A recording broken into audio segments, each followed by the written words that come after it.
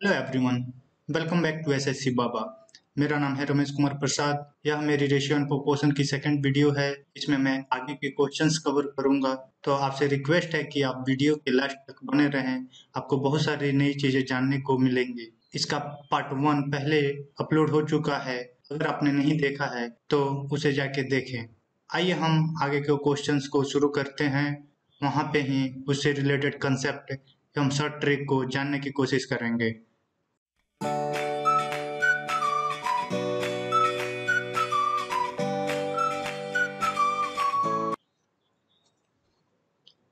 First video में हमने question number 1 से क्वेश्चन नंबर 10 तक डिस्कस किया था। इस वीडियो में हम क्वेश्चन नंबर 11 और उससे आगे के क्वेश्चंस को डिस्कस करेंगे। क्वेश्चन नंबर 11 में दे रखा है A, B and C spend 80%, 85% and 75% of their incomes respectively if their savings are in the ratio 8:9:20 and the difference between the incomes of A and C is 18,000, then the income of B is। हम जानते हैं कि income equal to expenditure plus saving होता है। A B C income expenditure saving 80% expenditure है, 85% है और 75% है। इनके सेविंग्स का रेशियो 8, 9 एंड 20 दे रखा है। इसको हम 8 के मान लेते हैं, इसको 9 के मान लेते हैं, इसको 20 के मान लेते हैं। हमें पता है कि किसी का भी इनकम 100% होता है, तो अगर एक एक्सपेंडिचर 80% है तो उसका सेविंग 20% रहा होगा। 20% अगर 8K के इक्वल है तो 100% डेफिनेटली 40K हुआ होगा। हम सेविंग से इनकम निकालने की कोशिश कर रहे हैं, तो यहाँ पे ए की इनकम आ गई 40K। वैसे ही हम बी एंड सी की निकालेंगे। बी का एक्सपेंडिचर 85% है, तो 15% की वैल्यू 9K दे रखी है, तो 5% की वैल्यू 3K हो जाएगी, 100% की वैल्यू 60K हो जाएगी। तो यहाँ पे 60K आ गया। सी 75% खर्च कर देता है, तो 25% उसकी सेविंग हुई। 25% सेविंग 20K के इक्वल दे रखा है, तो 100% 80K के इक्वल हो जाएगा। और ए एंड बी के इनकम का डिफरेंस दे रखा है 18,000, तो 40K इक्वल टू 18,000 हो जाएगा। ये इक्वल टू आ जाएगा 450। और हमसे पूछ रखा है बी की सैलरी कितनी है। बी की सैलरी है 60K, तो 60 मल्टीप्लाई बाई 450 इक्वल टू हो जाएगा 30 मल्टीप्लाई बाई 900, 27,000, जो ऑप्शन नंबर बी में दे रखा है। आई होप कि ये क्वेश्चन आपको क्लियर हुआ होगा। इनकम एक्सपेंडिचर एंड सेविंग से रिलेटेड एक अच्छा क्वेश्चन था और इस टाइप के क्वेश्चंस एग्जाम में आते हैं। तो आइए अगले क्वेश्चन की तरफ बढ़ते हैं। क्वेश्चन नंबर 12 में दे रखा है R(420) were divided among A, B and C in such a way that A is to B equal to 5:4 and C is to B equal to 10:9, then C gets। बहुत ही easy question लग रहा है, बस इसमें एक छोटा सा twist है, इसके लिए क्वेश्चंस को लिया गया है। ये क्वेश्चन वाकई में बहुत आसान है। एग्जाम में जब हम इस क्वेश्चन को कर रहे होते हैं तो बहुत जल्दी करने के चक्कर में ये क्वेश्चन ज्यादातर गलत हो जाते हैं। जैसे ए एंड बी का रेशियो दे रखा है, यहाँ पे बी एंड सी का रेशियो ना देके सी एंड बी का रेशियो दे रखा है, तो हमें सबसे पहले कंबाइंड रेशियो लिखना पड़ेगा। तो ए इज टू बी 5:4 आ गया, और बी इज टू सी हम जब लिखने जाएंगे तो यहाँ पे 9:10 होगा, न कि 10:9। सबसे ट्रिकी पॉइंट इसका यही था, इसलिए क्वेश्चन लिया गया था। तो आइए हम b को इक्वल बनाते हैं। 4 एंड 9 कैल्शियम लिया तो 36 आ गया, और 9 से 5 को मल्टीप्लाई किया तो यहाँ पे 45 आ गया। 4 को 10 से मल्टीप्लाई किया तो यहाँ पे 40 आ गया। अब हमसे पूछ रहा है कि c की वैल्यू क्या होगी, तो c की वैल्यू हो जाएगी 40/45 प्लस 36 प्लस 40 मल्टीप्लाई बाई 2420। जब हम इसको ऐड करेंगे तो ये हो जाएगा 40 30 70 plus 40 equal to 110 and 11 equal to 121। तो C इक्वल टू हो जाएगा 40 बाई 121 मल्टीप्लाई बाई 2420। ये 20 टाइम्स चला जाएगा, तो यहाँ से हमें C की वैल्यू डायरेक्ट मिल जाएगी 800, जो ऑप्शन नंबर बी में दे रखा है। तो हम क्वेश्चन नंबर 13 की तरफ बढ़ते हैं। क्वेश्चन नंबर 13 में दे रखा है the ratio of present ages of Simi and Seema is 3:2। After 9 years the ratio of their ages will be 9:7। what is Simi's present age? Video के फर्स्ट पार्ट में मैंने इस तरह के क्वेश्चन से डिस्कस किए थे। उस क्वेश्चन में डिफरेंस सेम था, बट यहाँ पे डिफरेंस डिफरेंट है, इसीलिए इस क्वेश्चन को मैं फिर से लिया ताकि उस कंसेप्ट को मैं एक बार फिर से समझा सकूं। सपोज कीजिए ए एंड बी दो लोग हैं जिनके बीच का एज डिफरेंस 1 ईयर है। अगर हम दोनों की एज में same number of years add करते हैं तो यहाँ पे भी जो एज डिफरेंस होगा वो x ईयर ही होगा। डजेंट मैटर कि वो वैल्यू कितनी है। सपोज कीजिए कि हमने यहाँ पे 50 साल दोनों में ऐड किया, तभी यहाँ पे डिफरेंस सेम ही होगा, या हमने 30 साल ऐड किया तभी दोनों का डिफरेंस सेम ही होगा। तो या तो इन दोनों का वैल्यू सेम हो तो ये सेम इंक्रीज करेगा, या अगर दोनों सेम इंक्रीज हुए हो तो इन दोनों का वैल्यू सेम होना चाहिए। यहाँ पर सिमी एंड सीमा के प्रेजेंट एज का रेशियो 3:2 दे रखा है और बोल रखा है 9 ईयर लेटर ये रेशियो 9:7 हो जाता है। दोनों में 9 साल का इंक्रीमेंट है तो हम उसको छेड़छाड़ नहीं कर सकते, बट इनका जो एज का डिफरेंस है वो हम इक्वेट कर सकते हैं, क्योंकि अगर सेम नंबर ऑफ ईयर्स का इंक्रीमेंट होगा तो दोनों का जो एज डिफरेंस होगा वो किसी भी पॉइंट पे सेम रहेगा, जैसे कि हमने यहाँ पे समझा था। तो यहाँ पे डिफरेंस 1 है और यहाँ पे 2 है, तो हम सबसे पहले इसको 2 बनाने की कोशिश करते हैं। इसके लिए हम इसमें 2 से मल्टीप्लाई कर देंगे तो ये हो जाएगा 6:4। रेशियो चेंज नहीं हुआ, बट हमने इसको अपने कन्वीनियंट के हिसाब से कर लिया। तो यहाँ पे 4 से 7 3 का इंक्रीमेंट है, यहाँ पे भी 6 से 9 3 का इंक्रीमेंट है, जो दे रखा है 9 ईयर। तो 1 इक्वल टू 3 हो जाएगा, और हमसे पूछ रखा है सिमी का प्रेजेंट एज क्या है। तो सिमी का प्रेजेंट एज 6 है, तो इसको हम 6 से मल्टीप्लाई कर देंगे तो 3 into 6 equal to 18 years. But exam में क्या होता है, आप कुछ स्टूडेंट इसको गलत समझ लेते हैं कि हमें तो पहले रेशियो 3 दे रखा था, हमें 3 से मल्टीप्लाई करना चाहिए, लेकिन नहीं, इसमें 3 से मल्टीप्लाई नहीं होगा, 6 से मल्टीप्लाई होगा, क्योंकि हमने 6 एंड 4 का जो एज डिफरेंस है वो 9 और 7 की एज डिफरेंस के इक्वल किया है। तो इसका प्रेजेंट एज अब रेशियो में 6 हो गया है, तो हम 6 से 3 में मल्टीप्लाई कर देंगे जो 18 होगा। आई होप ये क्वेश्चन आपको समझ में आया होगा और एज से रिलेटेड सारे क्वेश्चंस के डाउट दूर हो गए होंगे। तो आइए अगले क्वेश्चन की तरफ बढ़ते हैं। क्वेश्चन नंबर 14, 15 एंड 16, ये तीनों क्वेश्चन प्रोपोर्शन से रिलेटेड है। तो आइए सबसे पहले मैं प्रोपोर्शन के बारे में बता दूं कि ये होता क्या है और इस पे किस तरह के क्वेश्चंस आते हैं। A is to B as C is to D, इसको फर्स्ट प्रोपोर्शन बोलते हैं, इसको सेकंड प्रोपोर्शन बोलते हैं, इसको थर्ड प्रोपोर्शन बोलते हैं, इसको फोर्थ प्रोपोर्शन बोलते हैं। कभी कभी इन दोनों को एक्सट्रीम प्रोपोर्शन भी बोल देते हैं और इन दोनों को मिड प्रोपोर्शन बोल देते हैं। A is to B as C is to D।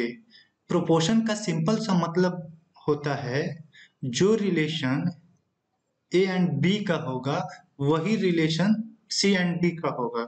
Suppose कीजिए B A के 5 टाइम्स है तो D भी C के 5 टाइम्स होगा। अगर ये 2 टाइम्स है तो D भी C के 2 टाइम्स होगा। अगर यह 1/2 टाइम्स है तो ये भी 1/2 टाइम्स होगा। आई होप कि प्रोपोर्शन का सिंपल मतलब आप लोगों को समझ में आया होगा। तो आइए इस पे दो तरह के जो क्वेश्चंस पूछे जाते हैं मैं उनको डिस्कस कर देता हूँ।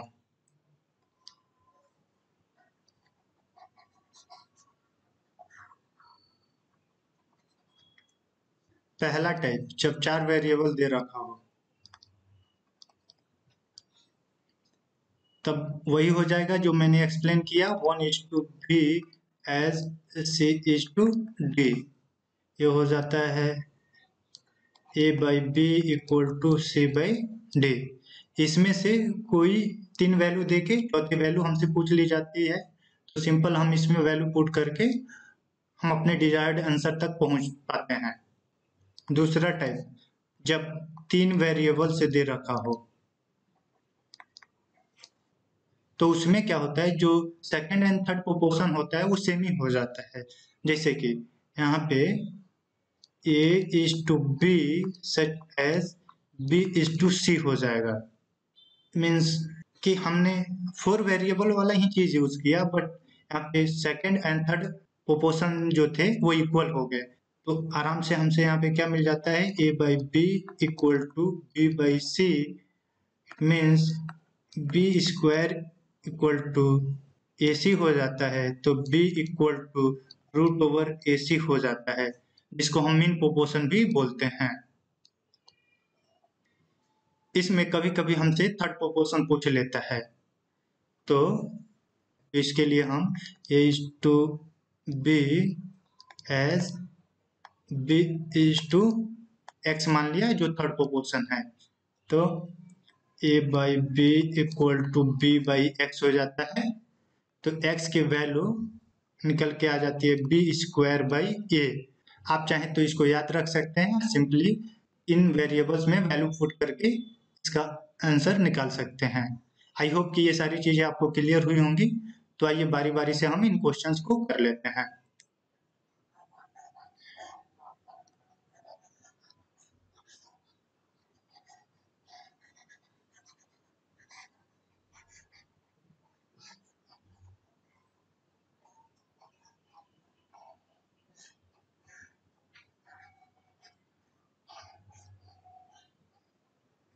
क्वेश्चन नंबर 14 में पूछ रखा है 12 और 18 का तीसरा अनुपाती क्या होगा। तो 12:18 एज 18:x। तो यहाँ से 12/18 = 18/x, 2/3 9x ऐसे डायरेक्ट निकल के आ जाएगा 27, जो ऑप्शन नंबर सी में दे रखा है। मैं थोड़ी देर पहले बताया था कि इसका एक डायरेक्ट फॉर्मूला भी होता है। आप चाहें तो इसे फॉर्मूला से भी कर सकते हैं, जो मैं थोड़ी देर पहले बताया था। Means x = b²/a। b की वैल्यू 18 दे रखी है, 18 × 18/12।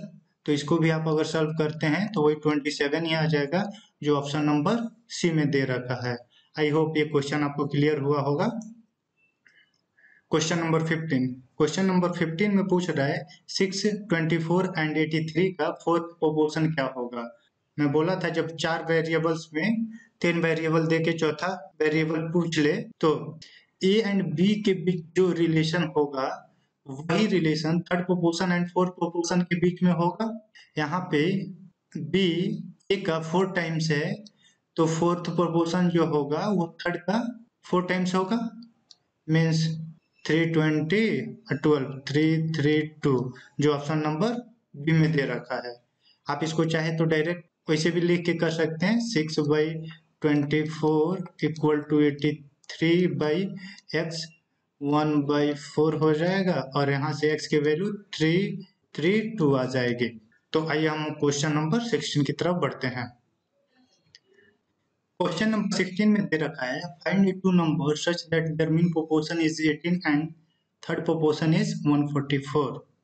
तो जैसे मैंने थोड़ी देर पहले बताया कि मीन प्रोपोर्शन क्या होता है, √ए बी = 18 दे रखा है, ए बी = 324। अब मुझे देखना है दो ऐसे नंबर जिनका मल्टीप्लीकेशन 324 हो। हम यहाँ से शुरू करते हैं। 6 मल्टीप्लाई बाई 42 इक्वल टू 252, ये नहीं हो सकता। 9 मल्टीप्लाई बाई 36 इक्वल टू 324, ये हो सकता है, इसको होल्ड करते हैं। 3 मल्टीप्लाई बाई 18 इक्वल टू 54, ये भी नहीं हो सकता। 6 मल्टीप्लाई बाई 12 इक्वल टू 72, ये नहीं हो सकता। इस क्वेश्चंस के ऑप्शन मैंने सेट नहीं किए हैं, एज इट इज ये एग्जाम में आया हुआ था। सोचिए अगर हम इस क्वेश्चन को थर्ड प्रोपोर्शन लेके भी सॉल्व करने जाते तो कितना टाइम लगता, बट सिर्फ हमने एक चीज यूज करके, मीन प्रोपोर्शन यूज करके डायरेक्ट हमने आंसर निकाल दिया कि बी ऑप्शन इसका आंसर होगा। इस तरह से अपना बी आंसर आ चुका है। अगर हम थर्ड प्रोपोर्शन का भी यूज करें तो देखते हैं कि आगे इसको कैसे सॉल्व करेंगे। थर्ड प्रोपोर्शन क्या होता है, B square by A equal to 144। यहाँ से अगर हम ए की वैल्यू रखेंगे तो बी क्यू इक्वल टू आ जाएगा 144 multiply by 324। B cube equal to हो जाएगा 16 multiply by 9 into 2 square into 9 square. यहाँ से हमें मिल जाएगा B cube equal to 4 cube into 9 cube, तो बी की वैल्यू आ जाएगी 4 इंटू 9 इक्वल टू 36। और बी की वैल्यू जब हम यहाँ पे पुट कर देंगे तो यहाँ से हमें ए की वैल्यू 9 निकल के आ जाएगी। यहाँ पे थर्ड प्रोपोर्शन का यूज करना जरूरी नहीं था क्योंकि हमने मीन प्रोपोर्शन से ही आंसर निकाल लिया था। तो कभी कभी एग्जाम में ऐसा होता है कि जो 2-3 डाटा दिए होते हैं, हम 1 या 2 से ही हमारा आंसर आ जाता है, बाकी के डेटा जो होते हैं हमारे यूज के नहीं होते हैं। तो ये एग्जाम टाइम में हमें जानना बहुत जरूरी हो जाता है कि कौन से डाटा हमारे यूज का है और कौन सा नहीं। आई होप आपको ये क्वेश्चन समझ में आया होगा। अब हम क्वेश्चन नंबर 17 की तरफ बढ़ते हैं। क्वेश्चन नंबर 17 में दे रखा है, the entry ticket at a fun pub was increased in the ratio 7:9 due to which footfalls fell in the ratio 13:11. What is the new daily collection if the daily collection before the price hike was Rs 2,27,500? I hope कि आपको question समझ में आया होगा। Question में दे रखा है कि अगर किसी फन पार्क में एंट्री का प्राइस, एंट्री का टिकट प्राइस 7 से 9 हो जाता है तो जो वहां पे विजिटर्स हैं उनकी संख्या जो होती है वो 13 से 11 हो जाती है। ये नॉर्मल सी बात है, जब किसी भी चीज का प्राइस इंक्रीज करता है तो वहां पे देखने वाले लोगों की संख्या कम हो जाती है जनरली। तो डेली का टोटल कलेक्शन क्या हो जाएगा, 7K multiply by 13L equal to 2,27,500।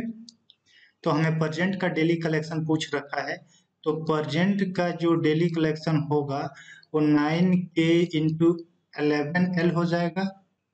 अगर यहाँ से हमें KL की इंटीजर वैल्यू मिलेगी तो ये भी हमें इंटीजर वैल्यू देगा, और जो भी नंबर हमें यहाँ से मिलेगा वो 9 एंड 11 का मल्टीपल होगा। तो यहाँ से हम देखते हैं कि ये 3 2 5 टाइम्स में चला जा रहा है, और इससे हम जब इसको डिवाइड करते हैं तो ये हो जाएगा 2 एंड 5 टाइम्स में चला जाएगा। यहाँ से हमें इंटीजर वैल्यू मिली, इसको सॉल्व करने से हमें इंटीजर वैल्यू मिली, मीन्स KL की वैल्यू हमें 2500 मिल गई। अगर हम 9, 11 एंड 2500 को मल्टीप्लाई करेंगे तो हमें इंटीजर वैल्यू ही मिलेगा, और वो नंबर डेफिनेटली 9 एंड 11 का मल्टीपल होगा। तो हम चेक कर लेते हैं कि कौन कौन सा नंबर 9 एंड 11 का मल्टीपल है। तो आइए हम एक एक करके ऑप्शंस को चेक करते हैं। 9 से डिविजिबिलिटी का रूल होता है, किसी भी नंबर के डिजिट्स का सम अगर 9 से डिविजिबल है तो वो नंबर 9 से डिविजिबल होगी। 2 3 5 7 12 और 5 17। 17 9 से डिविजिबल नहीं है, मतलब ये नंबर 9 से डिविजिबल नहीं होगी, तो आंसर ए ऑप्शन नहीं हो सकता है। ऑप्शन बी पे आते हैं, 2 4 6 7 13 5 18। 18 9 से डिविजिबल है, मतलब यह अपना आंसर हो सकता है अगर ये 11 से डिविजिबल हो जाए तो हम इसको होल्ड करते हैं। ऑप्शन नंबर सी पे आते हैं। ऑप्शन नंबर सी के जो नंबर्स हैं उनके डिजिट का सम होगा 5 2 7 5 12, जो 9 से डिविजिबल नहीं है तो ये न अपना आंसर नहीं हो सकता है। ऑप्शन नंबर डी का डिजिट सम जो है 6 2 8 5 13, ये भी 9 से डिविजिबल नहीं है तो ये अपना आंसर नहीं हो सकता है। तो एक ही नंबर है जो केवल 9 से डिविजिबल है, तो हमें 11 से डिविजिबिलिटी चेक करने की जरूरत नहीं है। फिर भी मैं 11 से डिविजिबिलिटी का रूल बता देता हूँ कि अल्टरनेट प्लेस के सम का डिफरेंस अगर 0 हो या 11 का मल्टीपल हो तो वो नंबर 11 से डिविजिबल होता है। जैसे कि हम भी ऑप्शन में अगर चेक करते हैं तो 0 5 4 इक्वल टू 9 आ गया, 0 7 2 9 आ गया और इनका डिफरेंस 0 आ गया तो यह 11 से डिविजिबल होगा। मतलब ऑप्शन बी एक ऐसा नंबर है जो 9 और 11 दोनों से डिविजिबल है, जो कि अपना डिजायर्ड आंसर हो जाएगा। तो option B is the right answer. I hope कि ये क्वेश्चन आपको क्लियर हुआ होगा और इससे रिलेटेड जो भी कंसेप्ट है आपको क्लियर हुए होंगे। आइए अब हम अगले क्वेश्चन की तरफ बढ़ते हैं। क्वेश्चन नंबर 18 में दे रखा है the price of A movie ticket was increased in the ratio 9:10. What is the increase in the revenue of the cinema hall if the original fare was Rs 180 and 2200 tickets were sold? Question number 18 में दे रखा है कि किसी hall के एक ticket की price 9 से 10 हो जाती है। पहले उसकी एक टिकट की कीमत 180 रुपीज थी और 2200 टिकट बिके थे। अब बोल रहा है कि बढ़ा हुआ रिवेन्यू कितना होगा।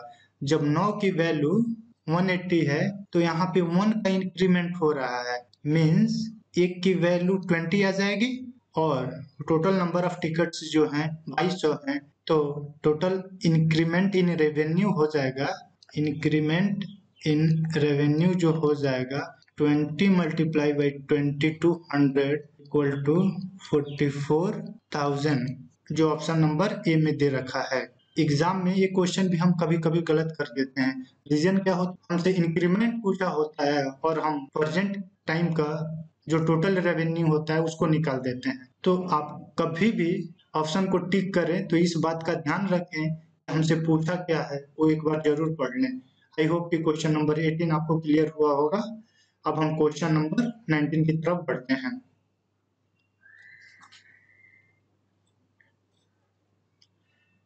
क्वेश्चन नंबर 19 में दे रखा है before a battle there were the ratio of captains to soldiers was 2:7.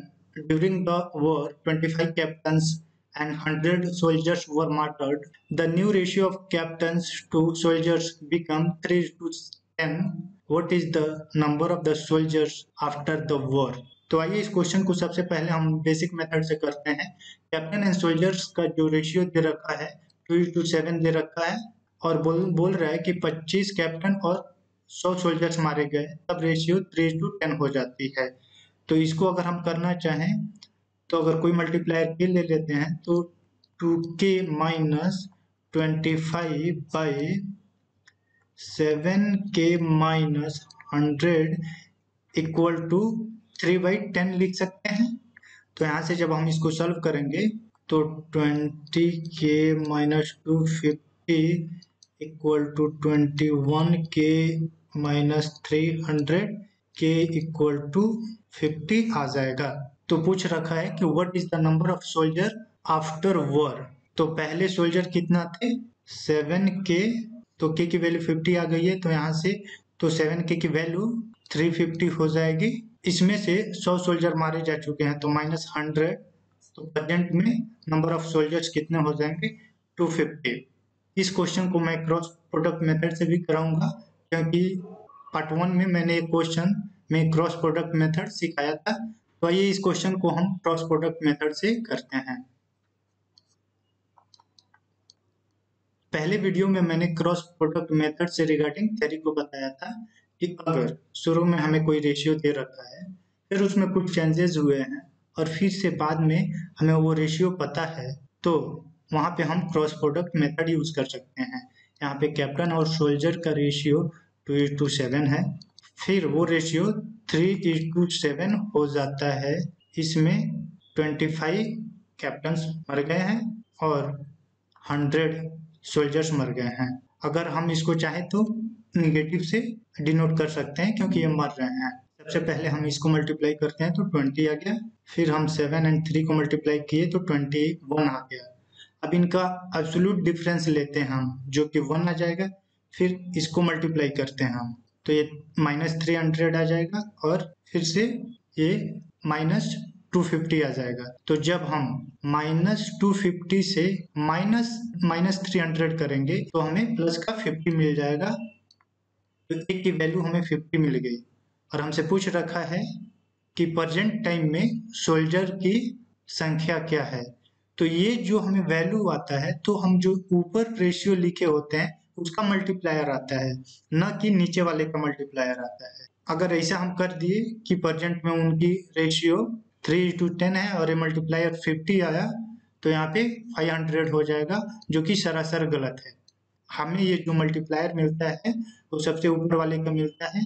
तो यहाँ पे हमें ये 7 का मल्टीप्लायर है तो 7 मल्टीप्लाई बाई 50 इक्वल टू 350 हो गया और उसमें से 100 सोल्जर मर जाते हैं तो -100 इक्वल टू 250 हो जाएगा। आई होप कि ये क्वेश्चन आपको क्लियर हुआ होगा।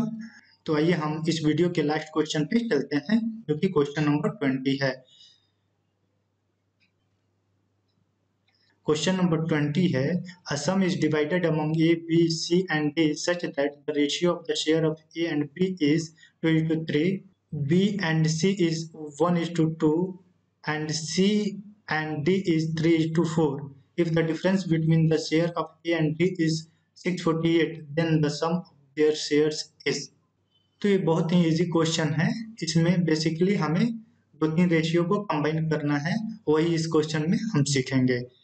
इस क्वेश्चन में ए एंड बी का जो रेशियो दे रखा है 2:3 दे रखा है, बी एंड सी का जो रेशियो दे रखा है वो 1:2 दे रखा है। तो यहाँ से हम बी को इक्वल करेंगे तो इसको हम 3 से मल्टीप्लाई कर देंगे तो ये 3 हो जाएगा और ये 6 हो जाएगा। यहाँ पे हमने 1 से मल्टीप्लाई किया तो ये 2 का 2 ही रह जाएगा। अब सी एंड डी का भी रेशियो दे रखा है 3:4, तो यहाँ पे 3:4। फिर से हम C के वैल्यू को इक्वल करेंगे क्योंकि दोनों में C ही कॉमन है। तो यहाँ पे दोनों का एलसीएम 6 हो जाएगा। तो यहाँ पे 6, इसको 2 से मल्टीप्लाई करना पड़ेगा तो फिर इसको भी हम 2 से मल्टीप्लाई कर देंगे तो यहाँ पे 8 हो जाएगा। और इसको हमने 1 से मल्टीप्लाई किया है तो एज इट इज ये आ जाएंगे। ए एंड बी के शेयर के बीच का डिफरेंस दे रखा है जो 6 के होगा, उसकी वैल्यू दे रखी है 648।